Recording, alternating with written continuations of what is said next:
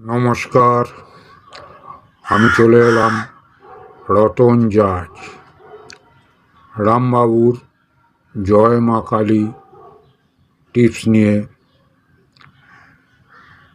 আজ 18/4/2025।